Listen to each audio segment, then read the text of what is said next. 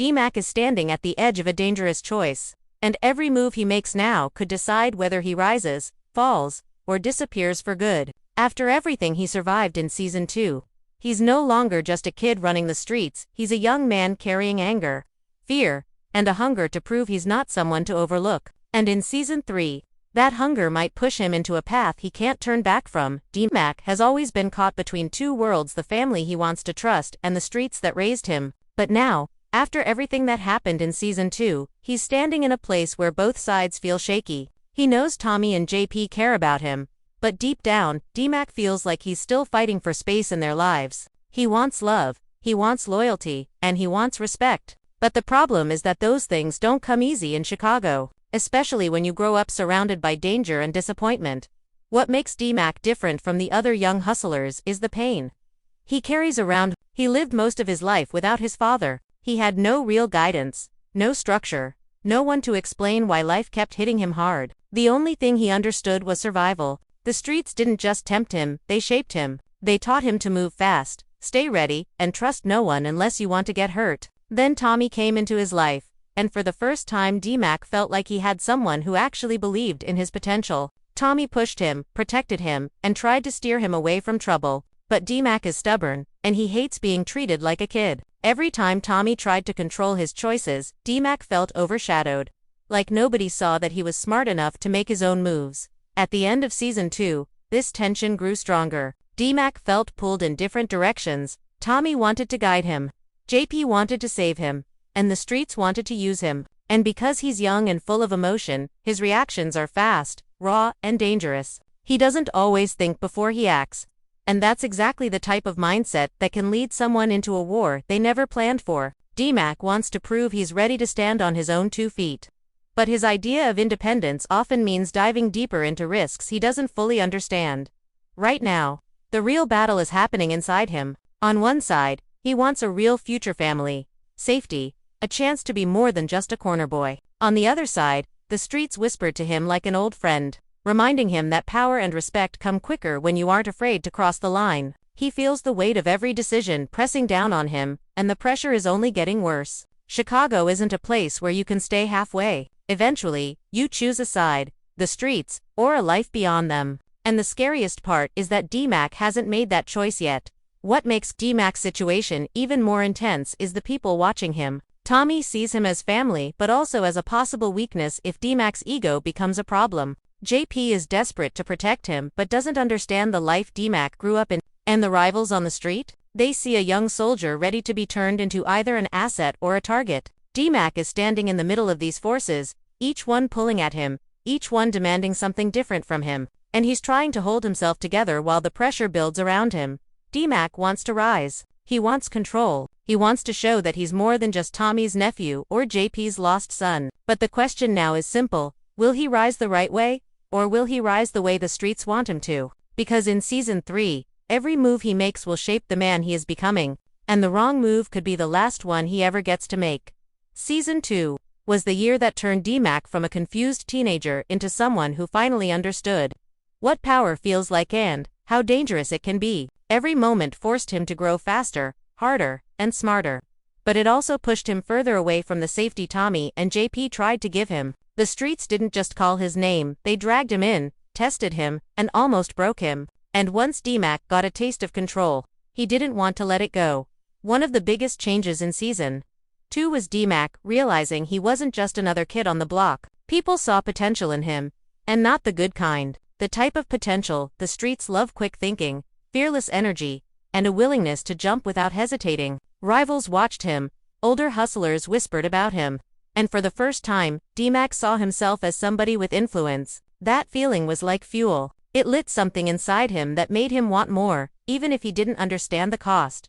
But with that feeling came tension. His relationship with Tommy started to shift. In Season 1, Tommy was the hero, the uncle who saved him, protected him, and pushed him to think bigger. But in Season 2, D-Mac began to see the cracks. He realized that Tommy's world wasn't built for boys trying to become men, it was built for soldiers who follow orders. And D-Mac doesn't follow orders well. Every time Tommy tried to control him, D-Mac felt smaller, like he was being treated as a kid who couldn't think for himself. That frustration turned into anger, and that anger turned into distance. At the same time, D-Mac's bond with JP took a new shape. JP finally tried to step into the father role he had missed for so long.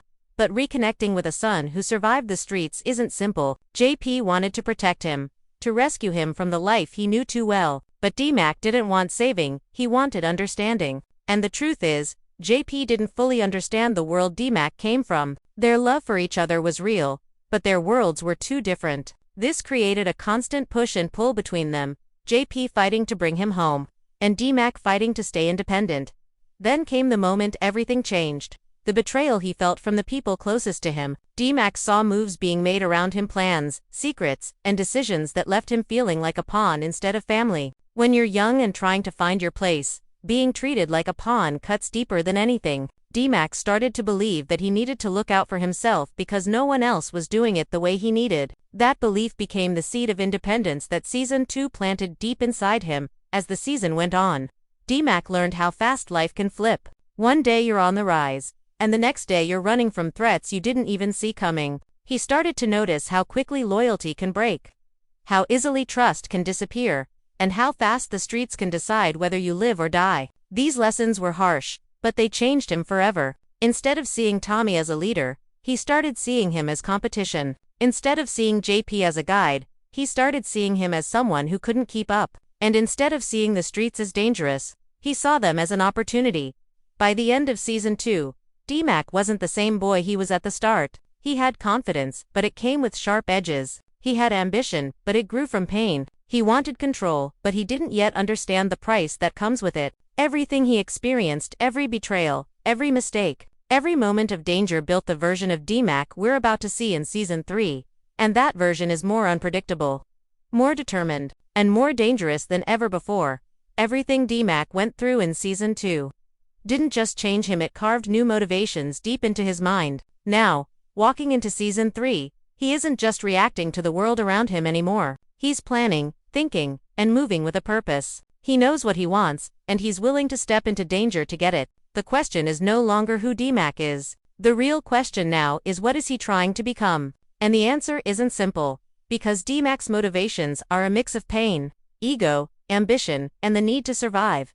At the center of everything is his hunger for respect. D-Mac has spent most of his life being ignored, underestimated, or treated like someone who needed to be fixed. People cared for him, yes, but they didn't see him, not the way he wanted. Tommy treats him like a kid who needs guidance. JP treats him like someone who needs saving. Even the people on the streets look at him like he's too young to be taken seriously. And that eats at him every single day. Respect isn't just a want for D-Mac, it's a wound. A wound that Season 3 might push him to heal in the only way he knows how.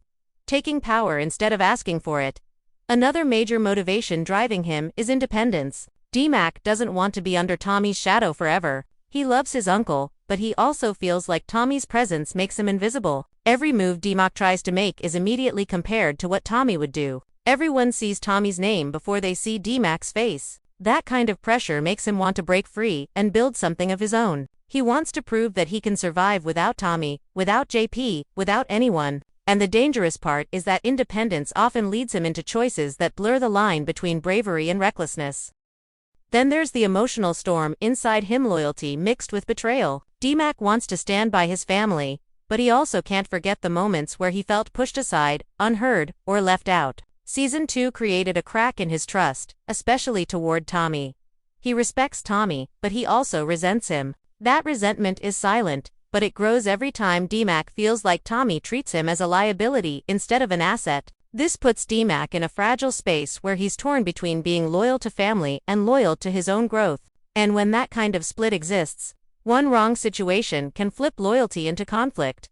There's also the weight of his past pain that still lives with him. D-Mac carries memories of struggle, loneliness, and violence. Those memories don't fade just because life gets better. They stay with him, shaping how he sees the world. Deep down, he fears becoming weak. He fears being powerless. And the streets taught him that weakness is a death sentence. So he keeps moving fast, acting tough, pushing limits, because slowing down feels dangerous. This fear becomes motivation. It pushes him to make moves before others make moves on him.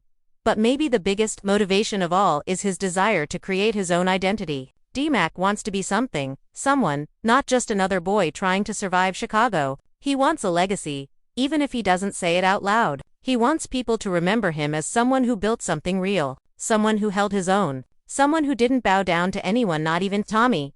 This desire can lead him to greatness or destruction depending on the choices he makes. All of these motivations, independence, loyalty, fear, identity, they blend together into a storm that drives DMAC into Season 3 with a fire he never had before. He's ready to fight for the future he believes he deserves. But the problem is, the streets don't care about belief. They care about power, they care about strategy, and they care about who's willing to go further than everyone else. DMAC is stepping into a season where every motivation pushing him forward could also pull him into deeper danger. And whether he rises or falls will depend on how he handles the pressure that's waiting around every corner. Season 3 is setting the stage for DMAC to step into the most unpredictable chapter of his life. Everything he's learned, every scar he carries, and every decision he makes is pulling him toward crossroads that could either make him stronger or break him completely. What makes his next move so intense is the fact that he's no longer the kid running behind Tommy. He's someone with real desire, real ambition, and real anger. And those emotions open the door to multiple paths, each one more dangerous than the last. One possible direction is DMAC finally building his own crew. He's young, but he understands the streets in a way that gives him a natural connection with the next generation of hustlers. The younger crowd respects him because he's one of them, sharp, fast, and not afraid to stand up for himself. If DMAC decides to step into leadership, he could easily attract a circle of loyal, hungry young guys who feel overshadowed by the older players in Chicago. This would give him power, independence, and a voice that's all his own. But it also puts him directly in the line of fire. Running a crew comes with enemies, heat, and responsibilities he may not be ready for. Still, the idea of DMAC controlling something that belongs to him and only him might be impossible for him to resist.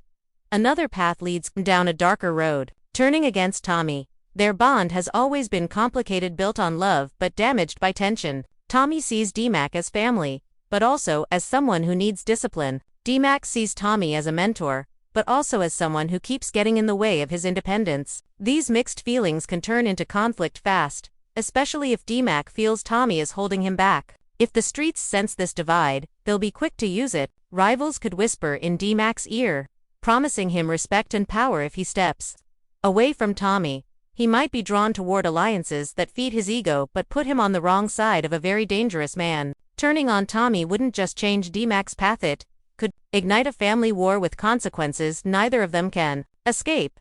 But there's another side too. DMAC that still dreams of a life outside the chaos. Deep down, he doesn't want to be consumed by violence. He wants something real, something safe, something different. This opens a third path, DMAC trying to go legit. Maybe it's school, maybe it's music, maybe it's something as simple as a steady job. JP would push for this path harder than anyone. Tommy would fight against it, scared that the legit world isn't strong enough to protect someone like DMAC. And the streets would never let him walk away easily. Every step toward a clean life brings pressure from both sides, family urging him forward, danger pulling him back. If DMAC chooses this direction, it will be the hardest battle he's ever faced. Not because of the outside threats, but because of the internal struggle between who he was and who he wants to be.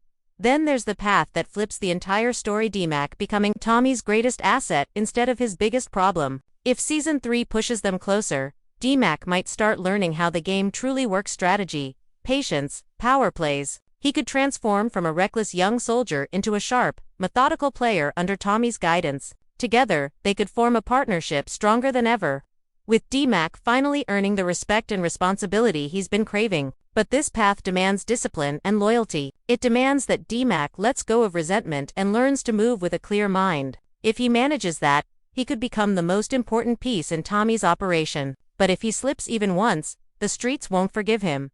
Each of these paths, building a crew, turning on Tommy, going legit, or rising beside his Uncle Creets, a different version of DMAC. And the truth is, Season 3 might blend them. He could start on one path and get dragged into another without warning. That's what makes DMAC's future so unpredictable. Chicago is ready to pull him in every direction, and he's standing in the middle, trying to decide which version of himself he wants to become. No matter what he chooses, the consequences will be heavy. And once he takes that first step, there's no going back.